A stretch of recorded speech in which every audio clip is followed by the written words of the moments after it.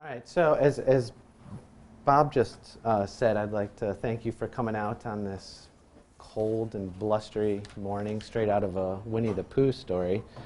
So I just completed my first year as a faculty member here at Georgia Tech. And that first year has really been a wonderful experience for me, in part because Georgia Tech is remarkably multidisciplinary. It supports multidisciplinary research. And as you can see here, so this is my primary appointment here in the School of Biology, but I'm also an adjunct member in the School of Chemistry, a member of IBB, as well as a member, very active member of a number of centers. These aren't just trivial memberships or paper memberships. These are centers whose goals directly align with research themes in my laboratory.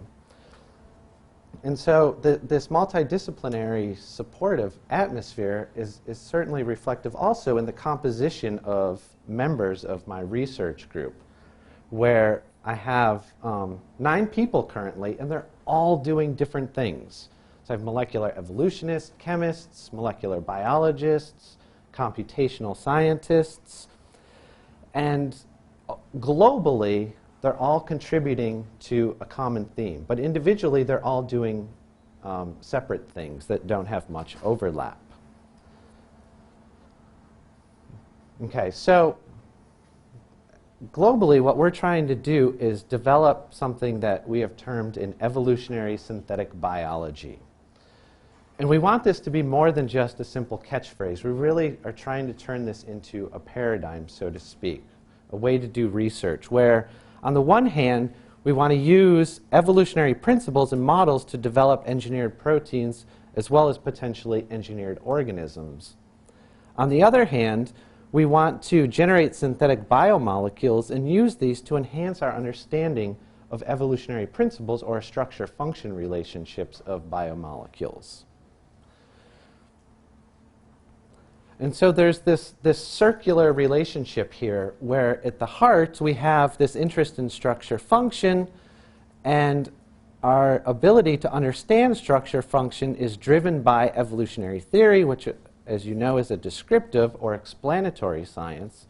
And on the flip side, we have this interest in biomedicine and biotechnology, which is obviously an applied or a translational science. So we want to be able to take research themes over here and apply them to structure function analyses that help us develop evolutionary theories, as well as take known standard evolutionary theories to understand structure function relationships that help us develop novel biomolecules. So at the heart of what we do are sequence analyses, biological sequence analyses. And so here we have what my Ph.D. advisor likes to say is nothing more and nothing less than a simple linear string of chemicals, okay?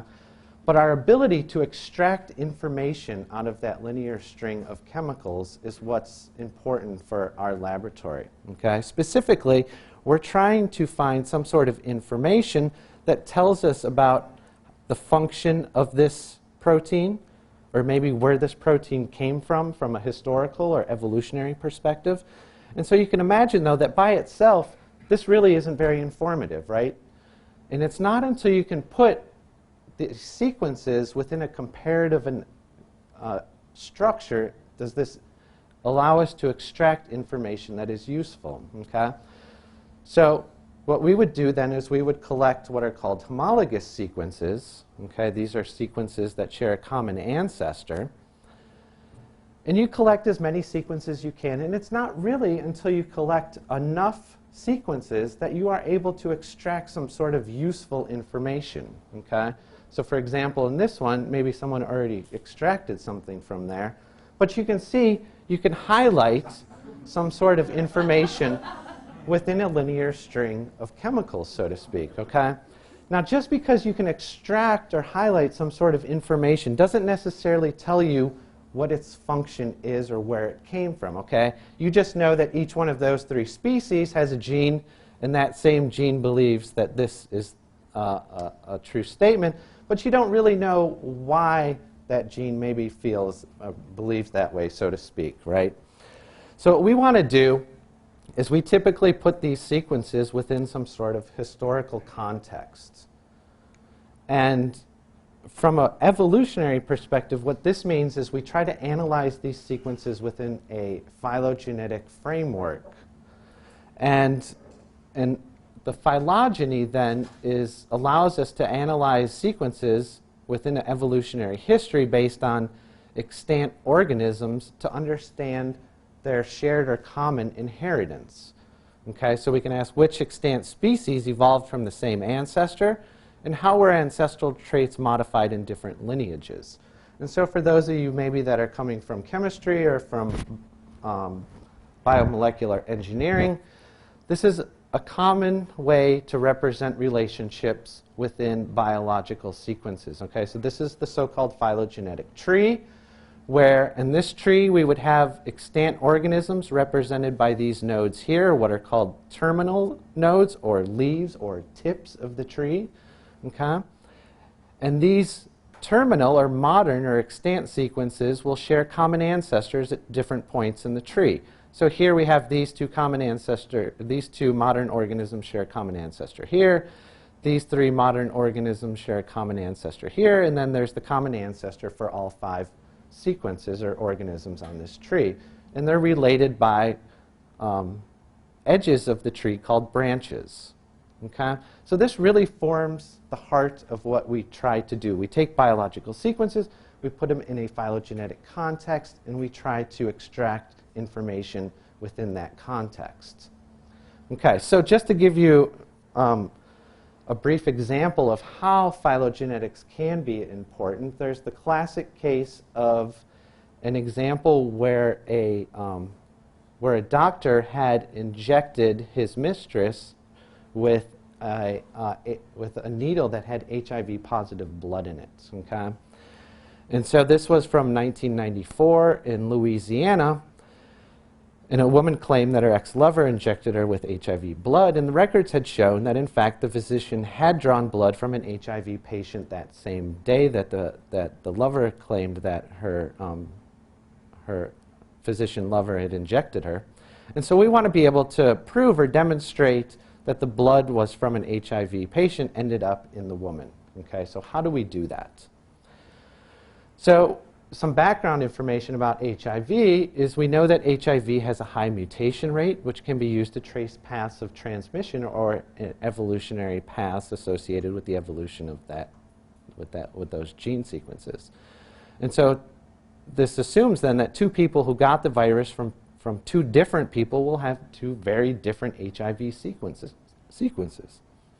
And so what we can do is we can try to build phylogenies. Okay, we can build these phylogenetic trees based on HIV sequences to be able to attempt to extract something useful from these sequences. And so what people did was they took multiple samples from patients, the woman and controls, and they built these phylogenetic trees. And what they noticed is that there's this so-called nesting of the victim sequences within the patient sequences that the doctor had extracted HIV from, indicated that the direction of transmission was, in fact, from patient to victim. And so this was the first time that phylogenetic analysis was used in a court case. Okay? And so here's the tree, right, where we have this green cluster was the HIV patient that the doctor was treating, and here we have the sequence from the ex-lover. And as you see here, this is an expanded analysis of the initial analysis. As you see here, that all of the victims or the ex-lover sequences clade or fall in or nest within the single patient's HIV sequences. What role do the other sequences play? Are they necessary for establishing the directionality, or could this have been done with just these 2? It could not be done with just these 2. You need directionality it demonstrates, and it also demonstrates the probability of chance alone in 2 sequences being related. Okay? All right, so that was just to demonstrate how important a phylogenetic analysis can be and how potentially maybe we can use a phylogenetic analysis. So let me now talk about more specifically what we do with a phylogenetic analysis and how we can use that to extract particular information that's useful for our lab. So there's this concept in molecular evolution called rate heterogeneity.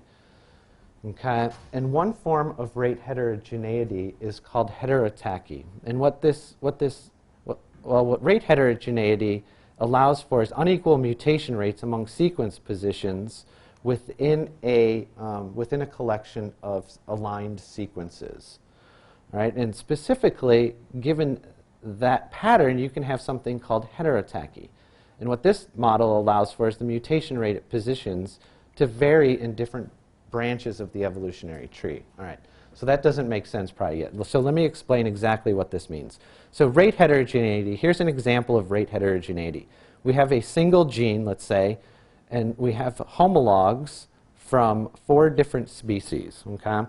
And what you see here is that the first 2 positions are slowly evolving. Okay? They don't change at all throughout the evolutionary history of these 4 species. What you notice for the third position, you see a moderate amount of mutation or evolutionary change. Okay? And that's evident by, here you have a conserved hydrophobic property associated with these amino acids. And so for the 4th position, again, it's conserved. You don't see any change here. And the 5th position is rapidly evolving. Okay? It doesn't seem like there's really any selective constraint on what amino acid is occupying that position. And so if we were to schematically represent that, we would show this here where we have site 1 just has a single circle in it or a single ball to represent a low evolutionary rate. Same with position 2. Position 3, however, has a moderate rate represented by 2 balls. Site 4, a single ball, and the last site is rapidly evolving, so it has the most balls in it. So the way that evolution is typically modeled up until my Ph.D. work is that you assume this process was homogeneous, okay? And what that means is, let's say here, again, we have this collection of sequences. Okay, so this is not a single sequence. Let's say this is the last common ancestor of life, and this is represents a gene within that population of, say, tens of thousands of individuals. And you're looking at the mutation rate at the individual sites within this gene in the population. So the first site is slowly evolving, the second site is moderately evolving, the third site is slowly evolving, and the 4th site is rapidly evolving. What we had typically assumed is that this process stayed the same throughout time. So as the last common ancestor of all of life diverged to give rise to bacteria and eukaryotes, those individual mutation rates stayed the same throughout time. So the first site remained slowly evolving in both bacteria and eukaryotes, and the last site remained rapidly evolving in both bacteria and eukaryotes. And so what my work showed was that, well, in fact, this is not a homogeneous process. Rather, this can change throughout time. And so you start with this example again here where we have the last common ancestor, we have the same distribution of mutation rates. But what happens now is as bacteria evolve as they split from eukaryotes, the first site goes from being slowly evolving to now being rapidly evolving. Okay? Conversely, the 4th site goes from being rapidly evolving to now being slowly evolving. And so we've seen this shift then in rates, and presumably that shift is somehow related to a functional constraint that's acting on that gene and as it differs between bacteria and eukaryotes. So this gene presumably is doing some small minor changes in its functionality or its properties between these 2 groups of organisms. So what happens though is that it can be difficult to detect this signal because what we typically do in the field of molecular evolution is we just identify a whole bunch of sequences, we throw them together, we build multiple sequence alignments, we build phylogenetic trees from those multiple sequence alignments. And so since there's no bifurcation or dichotomy in the analysis of those sequences, we can often miss these patterns.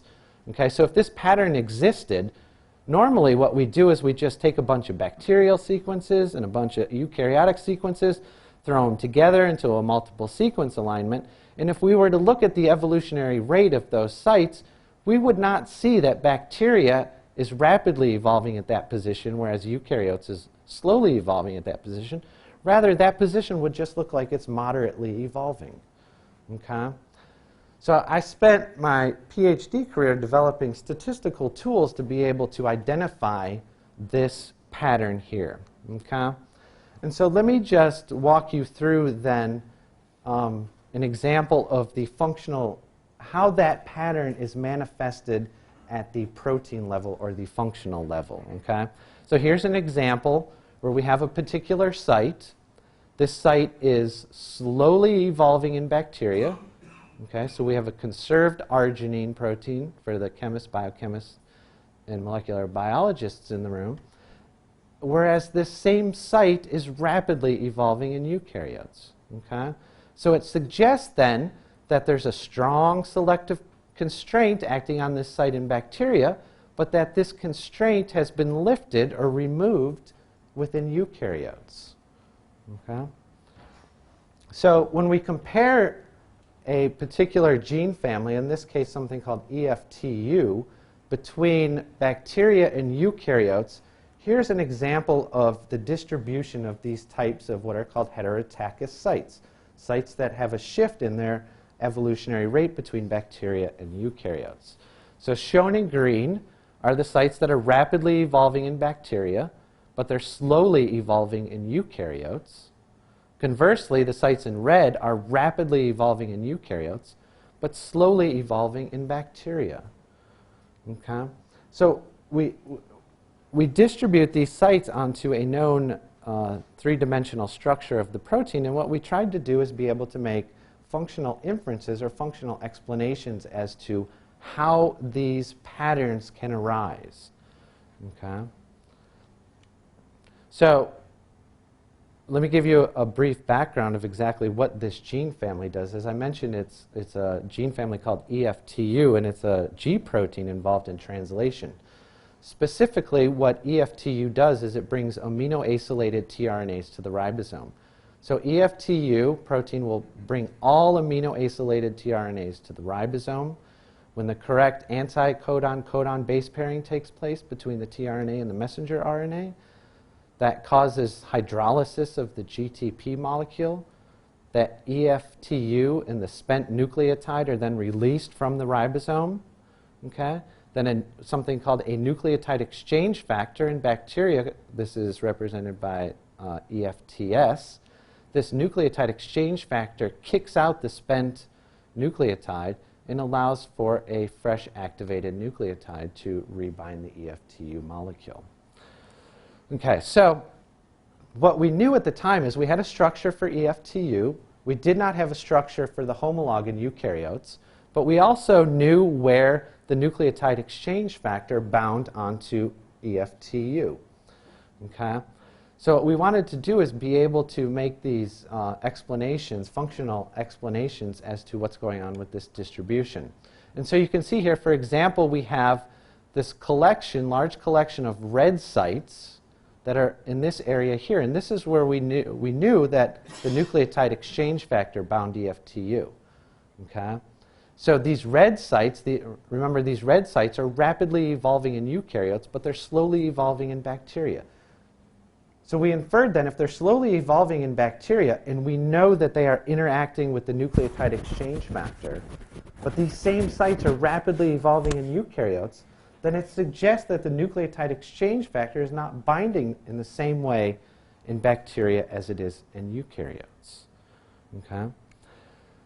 And so we made this prediction. We made additional predictions as well. We predicted that this area here, so these are, remember now, these are green sites. These green sites, these are rapidly evolving in bacteria, but slowly evolving in eukaryotes. Okay? We predicted that this area here would actually be an alpha helix in eukaryotes.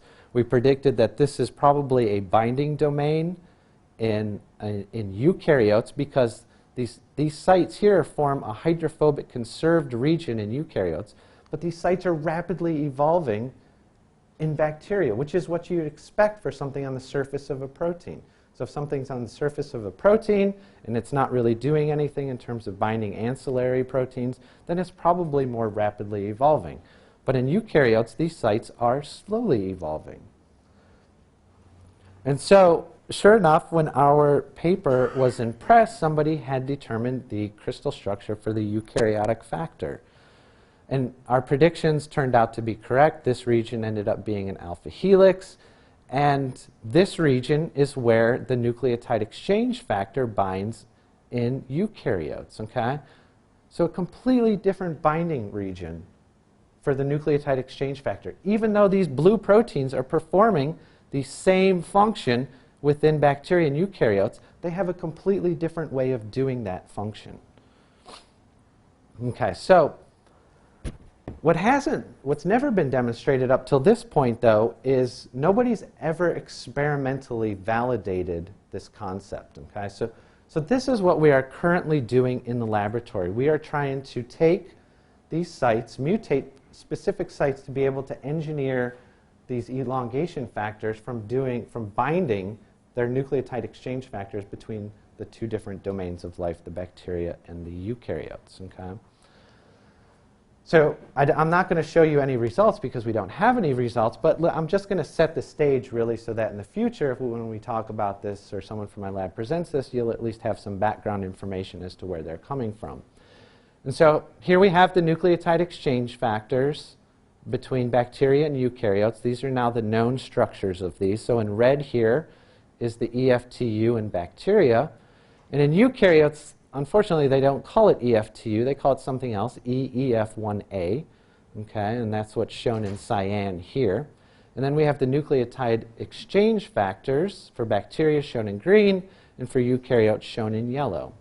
And so what we want to do is we want to identify these heterotachous sites that I talked about previously, and we want to see if we can swap out heterotachous sites between bacteria and eukaryotes. Okay? So there's going to be sites. There are going to be sites that are conserved in bacteria that allow the EFTU to interact with the nucleotide exchange factor EFTS.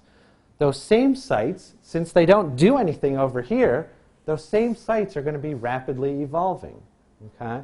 So what we want to do is we want to take the site from bacteria and put it into eukaryotes. And we'll do this for a whole slew of sites, and with the intentions then that we can get this bacterial EFTU, this red protein, to bind to this yellow protein, or the nucleotide exchange factor from eukaryotes. Okay? So we want binding partners to swap with the fewest or the minimal number of mutations possible, where those mutations are driven or dictated or highlighted based on this evolutionary analysis. Okay? And so here we can align, this just demonstrates that we can align, structurally align EFTU and EEF1A. And so these are the sites that we will be mutating in EFTU in our attempt to get them to bind, to get EFTU to bind the nucleotide exchange factor from eukaryotes. Okay? So these are all heterotachous sites. These are sites that are rapidly evolving in bacteria but slowly evolving in eukaryotes.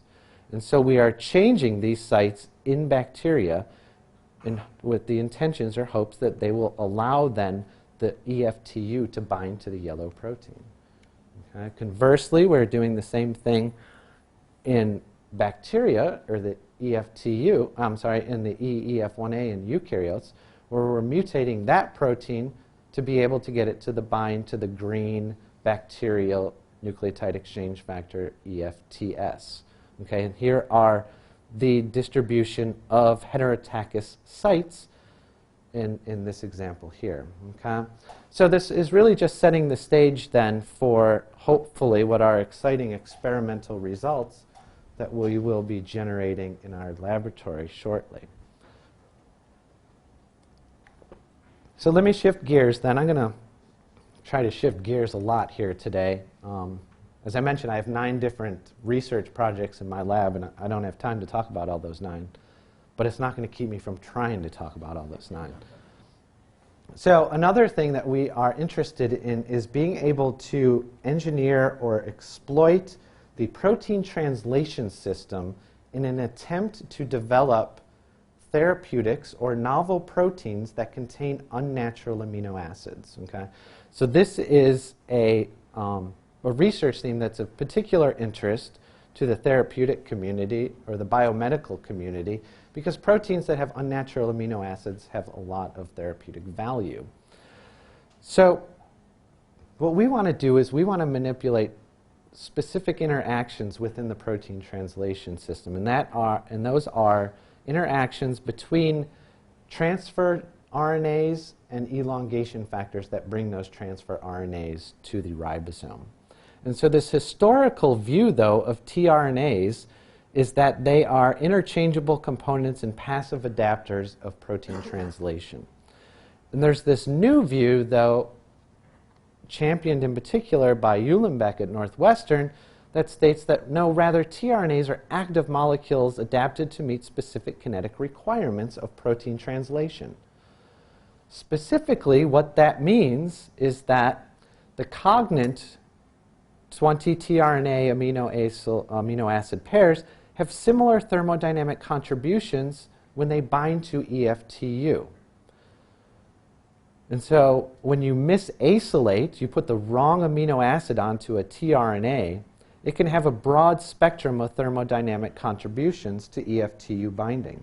And so what Uhlenbeck's laboratory did was they essentially mischarged a whole bunch of tRNAs with a whole bunch of different amino acids. And then they looked at those mischarged tRNAs and their ability to interact with EFTU. And what they found was that there is this dichotomy between whether or not EFTU recognizes the amino acid or whether or not it recognizes the tRNA. And that this relationship is inverse. So if you have a tRNA, okay, so here let's take the glutamate tRNA. If that tRNA interacts strongly with EFTU, then the amino acid group on that tRNA, the glutamate itself, that does not interact with the EFTU molecule. Okay?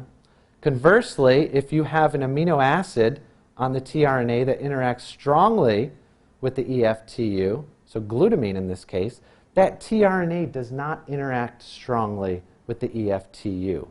Okay? And what this allows then is that a particular thermodynamic compensation between the tRNA, the amino acid, and their interactions with EFTU.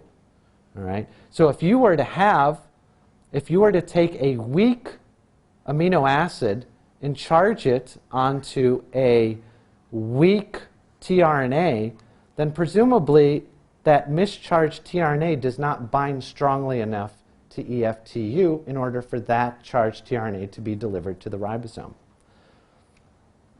So what that means then is if we were trying to make proteins that incorporated or contained unnatural amino acids, as a first order, what we'd want to do is we would want to bind unnatural amino acids to these so-called strong tRNAs, because presumably EFTU can't bind strongly to an unnatural amino acid. So if we stick that unnatural amino acid onto a strong tRNA, then the strong tRNA should be able to deliver that to the ribosome. Okay, conversely, what we can do is bind unnatural amino acids to weak tRNAs and simply hope that the EFTU molecule can bind that unnatural amino acid with similar thermodynamic affinity as the cognate amino acid. And so you can imagine, though, that there's limited combinations of non-cognate tRNA amino acid pairs. So a higher order rule, it would be we want to interconvert a weak tRNA into a strong tRNA. Okay? And this would presumably allow us then to stick anything onto any tRNA. All right?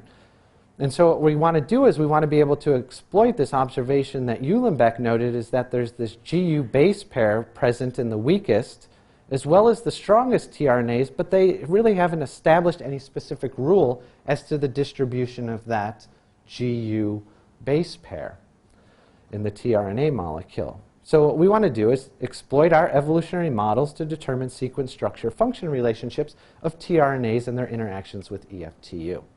So specifically, this GU base pair, as I mentioned, what it does is it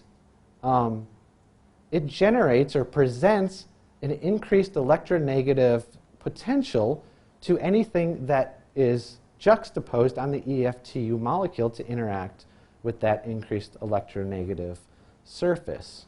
And so what that could mean then is if you had a positively charged amino acid on EFTU, it could interact more strongly with this GU base pair than, say, it would with a GC base pair.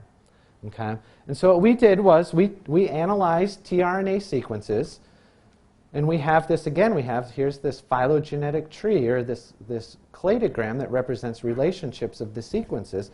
And this clustering is based on the distribution of the GU base pair. And what we noticed is that the so-called strong binding tRNAs have a GU in a specific place on the structure of the tRNA, whereas the weak binders have a GU in a different area of the tRNA. Okay? So specifically, you have when the GU is around here in the acceptor stem, those are the strong binding tRNAs, whereas the weak binding tRNAs have a GU in the T stem. Oops, sorry. So what we want to do then is mutate individual sites based on our evolutionary analysis. So here's an example that we are working on. We have a tRNA for valine. Okay, valine is one of these weak tRNAs. So what we want to do is convert this weak tRNA into a strong binding tRNA. Okay, so here is the GU. So the GU is in the T stem. It's flipped. This orientation is flipped from the previous slide. We're now looking at the mirror image of the tRNA. So here we have this GU, and what we're doing is we're mutating not only the GU, but we're also introducing a GU into the acceptor stem, because that's where we notice GUs happen to be for these strong tRNAs. So in this example, we've taken the valine tRNA, the weak binding tRNA. We're introducing a GU in the acceptor stem up here, as well as right here. And we also have examples where we are getting rid of the GU in the T stem. Okay?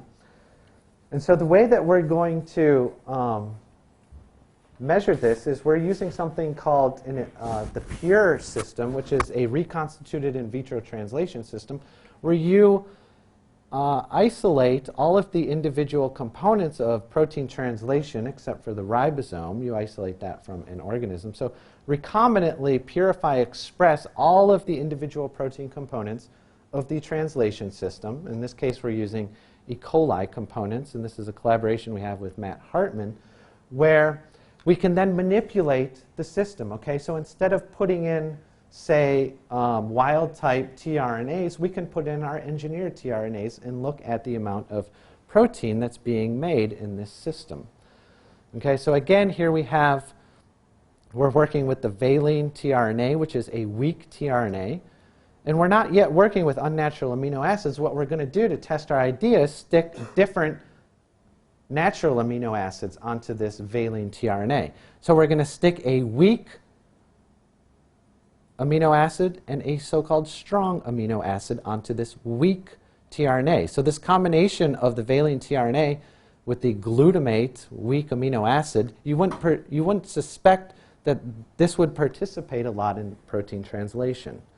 Okay? Conversely, you would expect this pair to participate a lot in protein translation, because now here you have a strong amino acid with a weak tRNA. And so here is an example. This was this is our first assays that we've done so far. And what we have here are two groups. We have the example here where we take the glutamate and we stuck it onto the valine tRNA using a ribozyme. And then we take the glutamine amino acid and stick it on the valine tRNA. And so you can, although these are preliminary results, you can identify some general patterns that are occurring here, okay? So when we take the wild-type valine tRNA and stick a weak binding glutamate amino acid onto there, this doesn't participate a lot in full-length protein product, okay? Conversely, when you start making these mutations into the valine tRNA, okay, so here, whether you're making it in the acceptor stem, the T stem, or in both, what you notice is that there's this increase in this ability of the mutated tRNA to participate in protein translation. So if you just get rid of the GU in the in the T stem, what happens is that molecule can then participate more strongly in protein translation. And the combination of getting rid of the GU in the T stem as well as adding the GU in the acceptor stem allows for this charged tRNA to participate really strongly in protein translation. Okay? Conversely, you would expect in this case, where you have a strong amino acid and a weak tRNA, is that it really shouldn't matter what the mutations are in that thing. Okay? And besides this example here where we know we have some error, you see in general that you have this strong amount of participation regardless of what the mutation is. Okay? So what we're doing is we're doing a lot more examples where we put different amino acids onto different mutated or engineered tRNAs, ultimately with the intention is that we can get these things, these engineered tRNAs, we can stick unnatural amino acids onto them, and then they will be able to make proteins that contain unnatural amino acids for us.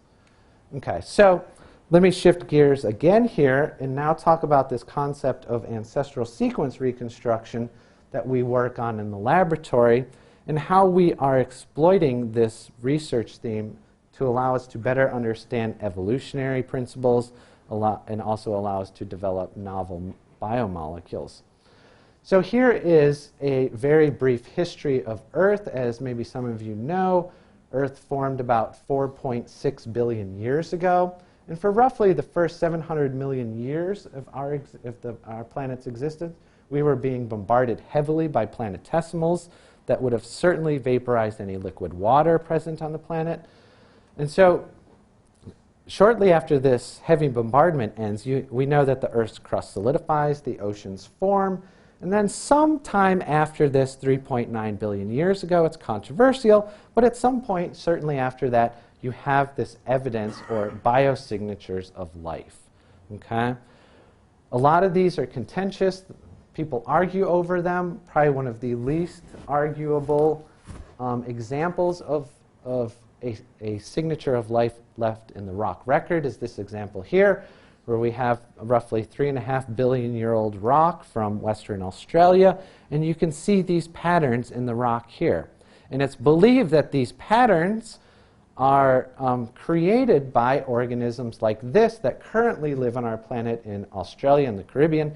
These are, for those of you that don't know, stromatolites. They are essentially very large biofilms where hundreds, thousands of different species are living together in these clumps. Okay? And so what we want to know is, or what we are interested in is, what kind of environment do these ancient organisms live in? Okay? And so the field of molecular evolution offers a clue in terms of the structure of the so-called tree of life, where here we have the tree of life with the three domains of life, bacteria, archaea, and eukaryote. And this is roughly believed to be the overall distribution of life on that tree. And shown in red then, the red branches these are what are called hyperthermophilic organisms. Okay? Hyperthermophiles are defined as organisms that grow at or above 80 degrees Celsius. Okay? So these things love living in hot environments. Conversely, that would be compared to organisms called thermophiles, which grow between 45 and 75 degrees Celsius. And then you have mesophiles and psychrophiles, which grow at even lower temperatures. So, but based on the distribution of these hyperthermophiles on the tree here, it's believed that the last common ancestor of life, or the last common ancestor of bacteria, also lived at a hyperthermophilic environment, or a very, very hot environment, such as nowadays you can find these things called black smokers or hydrothermal vents on the ocean floor. Okay? So typically, this notion of understanding ancient environments is conducted, researched by geologists. Okay? So what we want to do is we want to be able to pretend like we are geologists and go back in time where instead of looking at a rock, we want to look at sequences, biological sequences, and try to extract some information from those biological sequences that give us a clue as to an ancient environment. Okay? So the analogy that we typically talk about in our lab is that of what a historical linguist does. So a historical linguist will look at the relationships and spellings of a modern word. So here we have the modern word for snow. And based on this distribution of the modern word, you can estimate what an ancestral spelling of the word snow is, or an ancestral pronunciation of the word snow. So in this case here, we can go back 5,000 years to the Proto-Indo-Europeans that gave rise to these modern languages. But in this case, the Reconstruction says something about the Proto-Indo-Europeans right in their environment. Specifically, they lived where it snowed. So we want to be able to do the same thing, but with biological sequences instead of man-made words. Okay, so we're going to have this transition, essentially going from the human alphabet to nature's alphabet. We use that same thing that a historical linguist does, the same type of analysis, but use biological sequences, place them within a historical context or an evolutionary tree, and then estimate what the ancestral spelling of that gene would be. Okay? So in this case, then, we would just replace languages and words with a particular gene, and we would estimate what that gene sequence would be at particular nodes in that phylogeny. So we are reconstructing the ancient sequence associated with this gene. Okay? In our case, we're interested in something that goes back to about more than 3 billion years ago with the dawn of bacteria. So what we have then is we have this phylogenetic analysis. Okay? This phylogenetic analysis allows us to infer the ancient sequences at the individual nodes here. Okay? This is all computational. And then we actually build those sequences in the laboratory. We recombinantly express those genes, make the ancient protein in the laboratory, and measure some sort of function associated with that ancient gene. Okay? Again, I'm still working with this elongation factor TU gene family. It's turned out to be wonderful for our lab. And what's nice about this gene is that it essentially serves as a molecular thermometer. So the gene, the protein, creates a thermostable protein when that protein is isolated from thermophilic organisms. But whereas that protein is not thermostable when it's isolated from mesophilic organisms. Conversely, the EFTU from thermophiles is not optimally functional at mesophilic temperatures. Okay? And so this means there's this linear relationship between optimal binding temperature and optimal growth temperature of the host organism that has that protein. Okay? And so, for example, we have a visiting scientist in my lab, Michael Gromia, who's the world's expert in structural bioinformatics, who's already demonstrated this relationship with other proteins. Okay? There's this near linear correlation coefficient between the optimal temperature of a protein and the host temperature, okay, of the organism. Okay, so here we have this thermometer. So what we want to do is we want to be able to look at the specific thermostability profile of the proteins, whether they're modern or ancient, to give a clue as to what type of environment those proteins come from. So here's an example. This is just to show you this relationship in modern organisms. Here we have the E. coli protein. We are using circular dichroism to look at the stability of that protein. And so as those of you that work with E. coli, you know that it grows optimally at about 40 degrees Celsius. And so the melting temperature with the EFTU protein is right around the optimal growth temperature of its host organism. Okay, the same thing with the protein from Thermus aquaticus. The optimal growth temperature of Thermus is around 75 degrees. The melting temperature of the EF protein from that organism is around 77 degrees. Okay? So what we did was we generated a phylogeny. Okay, here's these trees again. And we computationally reconstruct ancient sequences at nodes of this tree. And then we build these sequences in the laboratory, recombinantly express those genes, and measure the thermostability of those ancient proteins. And what you notice here, this general trend, is that as you go further back into time, whether you are starting out with these modern organisms or whether you are starting with these modern organisms, the further back in time you go, the more thermostable the ancient protein is. Okay? And so that allowed us to correlate this temperature trend to known geological evidence for the ancient ocean temperatures. So here we have an estimation of the ancient ocean temperature based on the fractionation of oxygen isotopes in the rock record. So if we go back 3.5 billion years ago, the ancient ocean is predicted to be very hot. This is degrees Celsius here on the y-axis. Okay, so 80 degrees Celsius is extremely hot for us, at least. Okay, and as you approach modern day, the present time, you have this near linear decrease in the temperature of the ancient ocean. Okay, here is another geological-based study looking at a different isotope, and you see the same general trend. And so what we were able to do is we were able to put time points associated with our ancient proteins, where here we have our tree again, and we have different nodes that we reconstructed on this tree, and on the axis down here is we have time.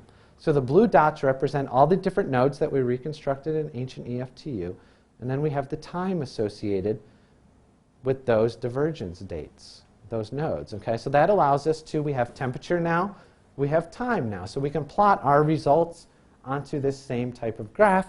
And what we notice then is this same general trend, whereas very ancient life lived in a hot type of environment, or at least the ancient life that gave rise to modern life lived in a hot environment, and those organisms progressively adapted to their changing environments, as would to be expected under the paradigm of Darwinian evolution. Okay, so let me then just spend the last couple minutes here talking about how we are extending this work. Okay, so one thing that we are trying to do is be able to use this information to understand how thermostability evolves in proteins. Specifically, we want to know if we can exploit this information to build models that attempt to engineer thermostability in different protein families. And this is, in a lot of ways, this would be kind of the holy grail for biotechnology and industrial processes, because often these processes require catalysis at elevated temperatures for enhanced product substrate solubility, viscosity, and catalysis, as well as to prohibit biological contamination. So if we are able to develop an algorithm or a model that allows any protein to become more thermostable than it currently is, then that would hold terrific value for those communities. And so what we are doing right now is we are looking at the structures of these ancient EFTU proteins, a collaboration with Eric Ortland, a crystallographer at Emory, and work with Michael Gromi in my laboratory, where they are crystallized. So here is an example of aligned ancient EFTU structures that we've crystallized and determined the three-dimensional structures.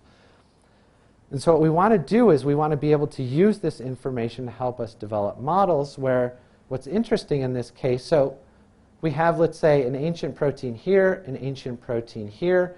We know the amino acid changes that occur between these two nodes on the tree. And we want to be able to predict which of those changes are responsible for that change in thermostability associated with those ancient proteins.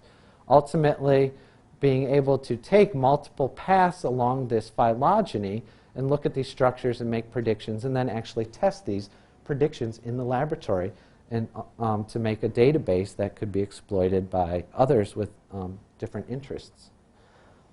Another thing that we are trying to do is we're trying to replay this so-called tape of life. This is based on this notion, famous evolutionist named Stephen Jay Gould at Harvard, who made this comment that any replay of the tape of life would lead evolution down a pathway radically different than the road actually, he didn't really say that, rather than the road actually taken if we could replay the tape of life, okay? So what we're doing is we are taking these ancient sequences, these ancient genes, this ancient EFTU, and we are sticking it into a modern organism where we've gotten rid of the endogenous protein, okay? So of all the thousands of genes in E. coli, we can knock out one of those genes, stick in the ancient one, and watch it evolve in the organism, okay? And what we know is that there's going to be this strong selective pressure for this ancient EFTU molecule to accumulate mutations to change its thermostability profile when it's evolving and interacting within the E. coli organism. Okay? In addition, we're trying to address this criticism where, how do you know you've made the right ancestral protein, right? We don't actually know unless we can talk to God, unless we can time travel. We don't know what the true ancient sequences are. And so what we want to do is we want to be able to benchmark ancestral sequence reconstruction. And so this is what Ryan Randall in my laboratory is doing, where we are taking a red fluorescent protein, okay, and we are randomly mutating it, and we are selecting for variants that have particular phenotypes. And so what you can potentially imagine then is we can take this sequence, we can evolve it in the lab, we can evolve it in a way that is similar to how evolution works. So we can evolve it along this tree-like structure. Okay? So we can mutate the sequence, we can look for variants. Say, for example, we can look for variants that maintain the same phenotype. We can look for variants that have new phenotypes. And at the end of the day, we're going to have a whole bunch of sequences. We're going to be able to take those sequences, plug them back into our computer algorithms that predict ancient sequences, and we're going to then rebuild the ancient sequence and see if we can recapitulate this green phenotype, this red phenotype, this red phenotype, and this red phenotype. So this allows us to benchmark ancestral sequence reconstruction algorithms. Okay? The ultimate ancestral sequence reconstruction would be not just a gene, not just a pathway, but a whole organism. Okay?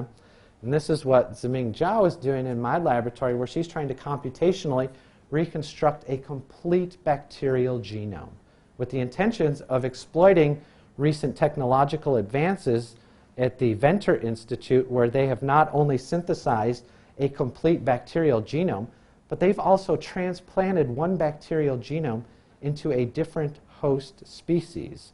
And then that host is able to divide, and one of those daughters has the synthetic genome. And so this technology then is essentially ripe for us to be able to take advantage of to potentially create an ancient organism. Okay, so she's doing this with mycoplasma. Another research project in my lab, this is work being done by Megan Cole, and what it relates to is the origins of life. And so I like to, for those of you that don't know, Nick Hudd is Georgia Tech's resident expert in origins of life. And what I like to tease Nick Hudd, because there's this notion of the RNA world that predates the modern world, and that I like to say that the RNA world is so-called hollow at the core, because people are try to use RNA as the single biomolecule for life. Okay? And what that means then is that there's this potential paradox, because life as we know it today is a two biopolymer system where you have information and catalysis being done by two different molecules. Here you have DNA, here you have protein. And so there's this paradox. How do you have just a single molecule acting as both the information content of life as well as the catalysis of life? Now, of course, we know that this happens in real life today with in the form of ribozymes. But in the RNA world, we have this potential situation where maybe there never really was just RNA around without protein. Okay? So what we know is that based on interstellar clouds, meteorites, the Stanley Miller experiments, there are lots of amino acids around. Okay? And what we also know based on random RNA libraries is that you can identify ribozymes that catalyze peptide bond formation. You can identify random RNA molecules that can catalyze amino acylation of tRNA. So really what this does is it can argue for a scenario where you have these statistical random peptides just lying around in early life. And so you can ask potentially, well, is there a scenario where a particular type of pool of random peptides would have contributed to, in some advantageous way, to early life? And so that's what Megan Cole is working on in my laboratory, where she's trying to understand this transition from an RNA world to a ribonucleoprotein world. Okay, she's taken two approaches, where hopefully those two approaches will meet up in the middle with what we're doing with the Georgia Tech NASA Astrobiology Research Center. Okay, and as well we have Josh Stern, who's working on trying to resurrect a whole ancient ribosome, or the last common ancestor's ribosome. And this would be analogous then to say what NASA's interested in is this planetary exploration. Well, what we're doing in our center is the ribosome exploration. We're taking lots of different approaches really to understand how the ribosome has evolved. Okay? So lastly then is, so as I've shown here today, we have a lot of different research themes in my laboratory. Okay? And my students like to kiddingly argue as to which research is the most exciting. But the one research theme that has particular interest to me is a project that James Kratzer is working on, because my PhD, I was trained in a biomedical field, okay, but I applied molecular evolution to the biomedical field. So the ultimate would be to somehow generate a therapeutic potentially for biomedicine, but that is based on evolutionary analyses or evolutionary work. And so that's what James is currently doing. Unfortunately, we don't have patent protection on this yet, so I can't publicly disclose what we're doing since we're being video recorded here. But I would encourage you to corner James at some point and ask him what he is doing. And so with that kind of anticlimactic explanation there, I'm going to end and thank you for your time this morning.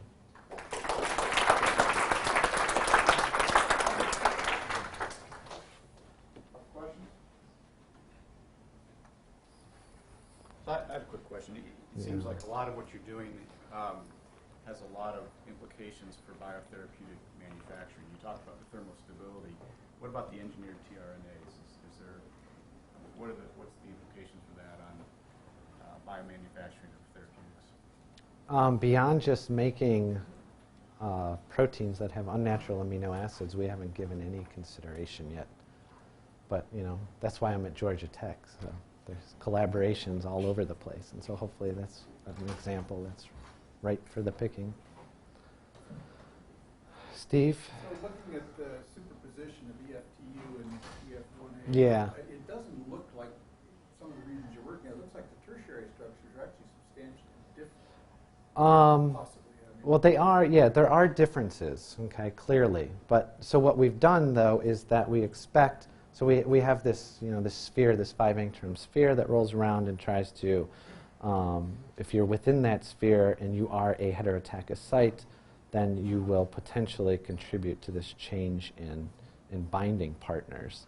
But we can, the worst case scenario, you're right, is we introduce these changes, and the tertiary structures are so different that those sites are not going to be able to interact with the complementary nucleotide exchange. My question was whether you think we will actually shift the tertiary structure Oh, from one to the other. oh, In addition to yeah, the right. one I don't know. I don't know what it takes to shift to the tertiary structure. But we are making different combinations of sites. So maybe we will be able to see this shift occur over time. And since we're collaborating with a crystallographer, maybe we can crystallize these things. Okay. Yes? Are there common features to the thermal stability in terms of amino acid sequences? Yeah, right. The short answer to that is no. Okay? People have been trying to identify some common property that you can exploit to convert a non-thermal stable protein into a thermal stable protein. They've been trying for years. No one has really been successful. We can hack at it a lot until we can get a protein to be thermostable, but it ends up not really following the same path that we set out to do. And so, but that's what we're trying to create. And to be honest, I don't think we'll be all that successful, but I think we will make some contribution towards it that allows us to take a step in that direction. Roger? Is there different rates of heterotachy within different bacterial phyla? I say that because the Thermatogalis seem to be very close to the ancient EFTU on your cladogram, in the sense of which amino acid rates are changing a lot. So are you asking about sub-heterotachy? Yeah, within bacteria, because you said that you had examples between eukaryotes, for example, and bacteria. Right. So So we've never looked at heterotachy within a, say, domain of life. We've never looked for heterotachy within bacteria. Presumably it's there because there are major bifurcations within the bacterial domain.